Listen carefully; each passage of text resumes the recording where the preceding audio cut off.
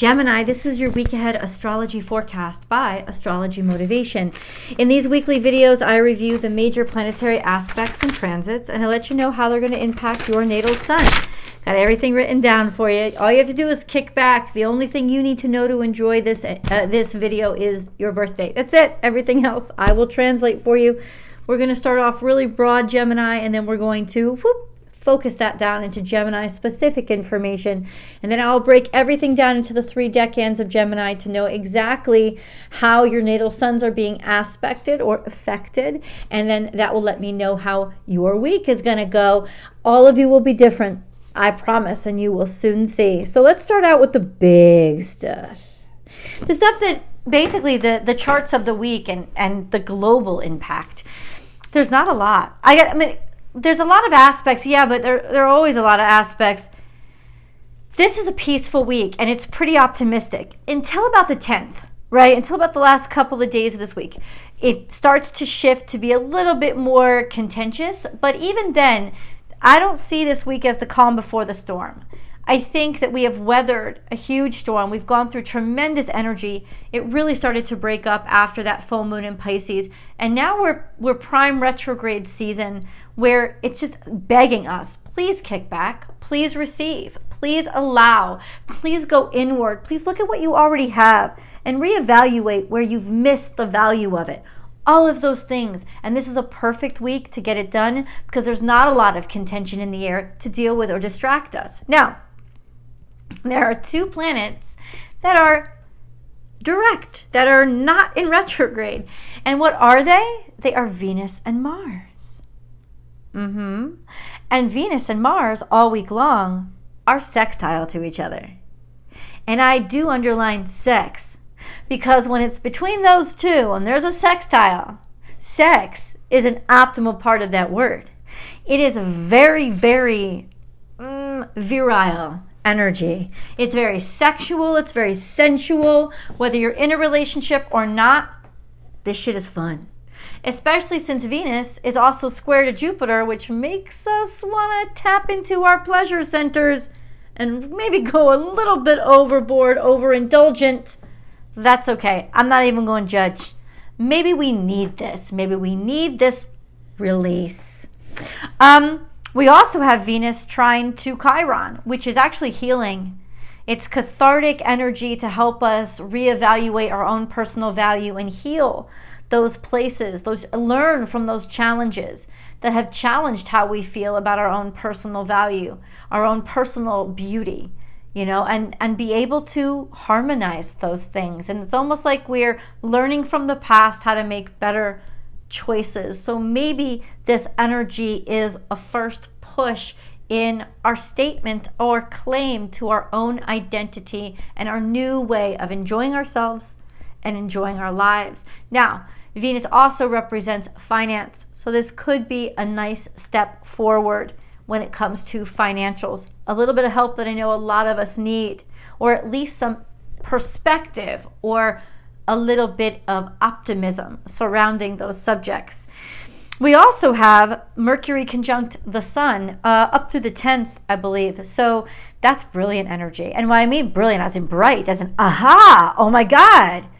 Oh, I didn't see that before. Now I see it. It's like a light bulb goes on looking in reverse. The sense of going over things exposes something or brings information out that you didn't notice, or maybe it wasn't time for you to see. I love this energy. Now, because Mercury is conjunct the Sun, we have Mercury and the Sun trine to Venus up through the 9th. But all week long, the Sun, trine Jupiter. So the Sun is trine Jupiter all week, and up through the 9th of September, Mercury conjunct the Sun is trine to Jupiter. This is really a week of growth and expansion and aha moments, realizations, and lessons and learning, maybe that we could never get before. This is finally like the head clears and aha, breakthrough. Now later on this week, by around the 10th or 11th, Mercury is going to come into opposition with Saturn, which is all about restricting our speech or not knowing what to say or realizing maybe where we've restricted our speech too much as Mercury is in retrograde. Maybe that's the aha, that we have to realize what we can't allow to go unsaid anymore. And then we also, around the same time, around the 11th of this week, we also have the Sun moving into opposition with Neptune. It's still a pretty loose opposition, but it's setting up for the week afterward. We'll be in opposition all the way through the end of September. This is pretty contentious energy simply because it's distracting us. But if you look at the charts, Neptune is positioned very precariously in a sextile to Uranus and a sextile to Pluto. And that's a highly active and highly dynamic energy that is bringing about tremendous change. And when the Sun moves in to right across from Neptune, opposite Neptune, there is an arrow. It's like suddenly we understand maybe where we have been deceiving ourselves, and our distractions are actually trying to point to what we need in our lives. It's like, where are you distracted? If you could look at your distractions objectively and say, why does my mind keep going toward that thing? Then you will be less likely to be bamboozled by somebody who's just playing on your desires, right? Which can happen with the Sun in opposition to Neptune. But instead, you're confronting them and you're saying, well, this is what I want. And this is why my desires I keep getting distracted. And so instead of being bamboozled by somebody else, I'm going to admit to myself, that's lacking in my life. And if I feel good there, well, then maybe I need to pay more attention to that portion of my life. So this all could bring to a head a realization that can lead to a wonderful breakthrough. So on the 11th, which is September 11th, and here in the States, that's a pretty tremendous day for us. It is a day of grieving, mourning, remembrance, but this is a pretty nice 9/11. This one is nice because Venus is in Leo, and on that day, the moon comes into perfect conjunction with Venus. So where Venus and Mars are sextile and they're sexy and hot all together, when the moon moves in, this gives an emotional depth that wasn't there before. So this is a quite romantic day, as well as maybe a clearly truthful and emotionally connected day. This is nice energy on the 11th. I like that. That's probably my favorite day this week. Let's go into Gemini specific information. All right, Geminis. So I look at what's going on in Gemini, which is nothing major. The moon's there on the 7th. The moon will still be there. It'll be about between 20 to 24 and 29 degrees. So Gemini 3s, your natal suns will conjunct the moon on that day. It gives you a little bit of extra self-acceptance and your own sense of self, and a supported sense of self, a completeness and a wholeness, which can add confidence to your day. Just an FYI. Aside from that, there's really nothing big happening in Gemini, but we do have something going on with Mercury a lot. So Mercury is in Virgo, and it is your ruling dignitary, so it kind of flavors and seasons your attitudes or your mentality, let's say. So it's in Virgo, which makes it very pragmatic and very predictable in a way, but also very responsible and rule-oriented. It likes predictability. It's traveling in retrograde, between 12 degrees Virgo and 8 degrees Virgo. It is going to be conjunct the Sun until the 9th, which is that bright aha energy. It's going to be trying to Jupiter till about the 9th as well, which is just expansion. It's like, finally, I learned something. It's broken through. And then starting the 11th, there is an opposition to Saturn, where maybe we can realize where we've repressed our own speech, or we have chosen not to say something we really should have said. But this will definitely highlight that contentious energy of not speaking or not being allowed to. Or repressed thoughts. Not repressed, but suppressed. Because it's really, with Saturn, it's coming from the outside, it's restrictive. We also have Mercury semi-square to the south node and says a quick quadrate to the north node. What does this mean? This is uncomfortable energy that means that you might be changing your mind about something. and you might be noticing it. When it comes to the South Node and North Node being triggered, there's this energy of you're noticing that there's a change in you, that there's a difference because you don't like how things were, and you're starting to realize that you're relating to something that once made you more uncomfortable and you did not associate with. So, also mind-opening. Let's get into the Gemini decans. If you know that your natal sun is between 0 and 9 degrees, it's in the first decan of Gemini, so you are Gemini 1s. This correlates to pretty much May Geminis. Say May 22nd through the June 1st, through the 31st of May. That would be you guys. Your natal suns are in a long-term square to Saturn, and so when Mercury goes into opposition with Saturn, you're going to feel this big time, this restriction and constriction when it comes to how you can talk, what you can say. This will be especially difficult on you because it will kind of jumble your brain, right? Your natal sun's cusps only. So this would be for people born around May 21st, 22nd, 23rd. Your natal suns are trine to Pluto, which is giving you a formidable energy, and people you are a disruptor, but people will agree with the way you're disrupting things. This is over the next couple of years. You're also this week up through the 10th square to Mercury retrograde. Square to Mercury retrograde, square to Saturn. This is really restrictive, constrictive energy, not free thought, clashing with laws, rules, regulations. It's not a great day or time to sign contracts. You won't like what they say. To go into interviews, you'll clash with how it goes. This is just like wait till next week. Even though Mercury will be in opposition to Saturn next week, at least it won't be square to your natal sun specifically. Yeah, that should clear up after the 10th though, FYI. Oh, no, I'm sorry, I apologize. That's from the 10th onward. So it's in the beginning of this week where things will start to be building up, but it's from the 10th onward. So you'll really feel Mercury in opposition to Saturn, and it'll be very, very intense next week with what you can and can't say, or feeling really, really oppressed with your thoughts and your ideas. A lot of contentious energy for you, and major pain in the ass Mercury retrograde starting around the 10th for you guys.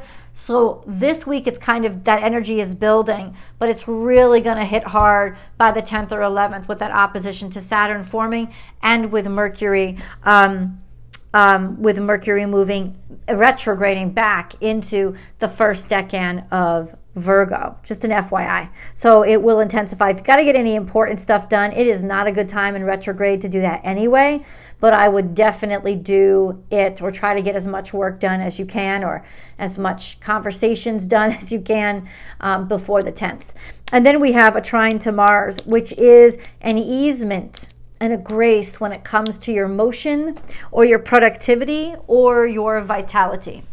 So in some ways, let yourself play this week and don't take things too seriously. Don't slack off too much, but at the same time, you need a little easement this week, especially since really you're going to be way too hard on yourself, and a lot really can't get done this week into next week. Just an FYI. Let's go on to Gemini 2s. If you know that your natal sun is between 10 and 19 degrees Gemini, it's in the second decan of Gemini, you're Gemini 2s.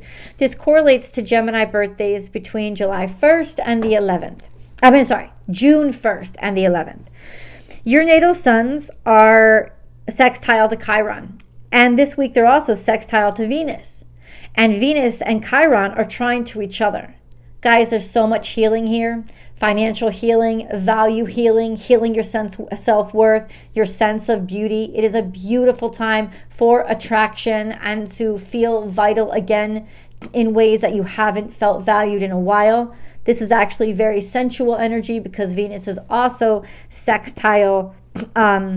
Venus is also sextile to Mars. So yeah, I kind of can't over stress this. And by the 12th of this week, you guys will also be trying, your natal suns will be trying to Mars. So especially for those of you born around the 1st or 2nd, by the end of this week, it's going to be a really sexy time for you. You're going to feel a lot of mojo and a lot of vitality coming here, and a lot of opportunity to heal past wounds. Your natal suns are square to the current sun, which could impact self-esteem and courage, and also make you butt heads egotistically. And it's also square to Mercury retrograde through the 9th, right? If you're born toward the end, say maybe June 9th through the 11th, the end of the 2nd decade, you're going to feel this all week long. So this is not the best frickin' time to do or say anything important.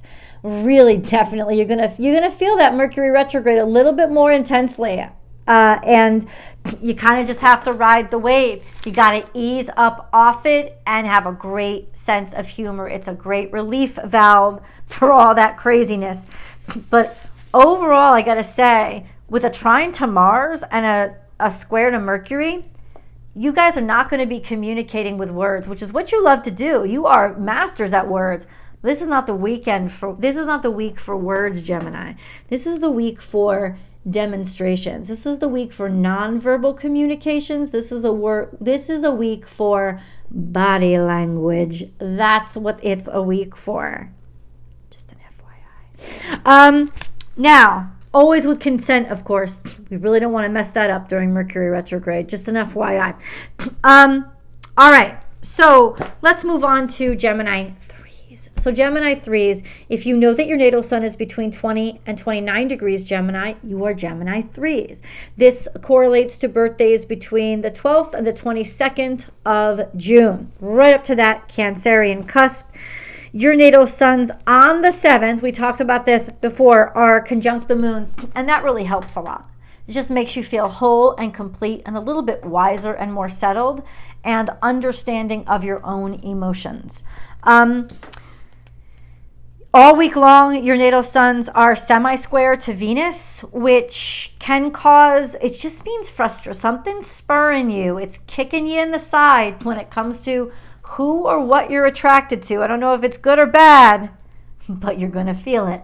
Then we have a trine to the south node and a sextile to the north node, which means through easement and comfort with your natural skills and talents, you are now looking toward the future and wanting to do more and learn more and take more authoritative and conscious action in moving forward and making your life a little bit different. So applying yourself to things that are normally uncomfortable for you, but at the same time, that's the challenge and you like the growth. It's that kind of energy over the next 4 months. 4 to 6 months. And then we have a long-term square to Neptune. So especially when Neptune comes in opposition with the sun, because your natal suns are already square to Neptune, this could make it very difficult for you. This could really, really mean major distraction. But for you especially, you're going to need to be objective and look at those desires and where your mind keeps wandering and keeps leading and where your dreams keep taking you. Because honestly, they are trying to communicate and tell you something. And the reason it's a challenge is because you guys are verbal communicators. You're not psychic communicators, but this is real psychic communication. If you look at it as a distraction, it's going to distract you and irritate you. If you look at it as a different language, it is going to enlighten you. Just an FYI. Cusps only. So only if you're a Cancer cusp, but 20th, 21st, 22nd, maybe 20. You're not going to be 23rd. It's always 22nd and 23rd is usually Cancer, but 22nd could be some Geminis too. So cusps only, you're trying to Saturn again because Saturn has retrograded so far back. So ultimately, trying to Saturn, what does that mean? An easement when it comes to authority figures, rules, laws, regulations, a sense of slacking off, not letting them get to you, not being worried about them, or obligations kind of easing up as well. That could be really nice for a while. You guys let me know in the comments below. I would love to know. Remember to like this video and share it with people you think would like it too. Remember to subscribe to the channel so we grow here on Astrology Motivation and I can add more content over here. Tell me what you'd like to see. And then come on over to Born Without Boundaries Tarot for your week ahead tarot card message. I love you guys and I'll see you in the videos. Bye.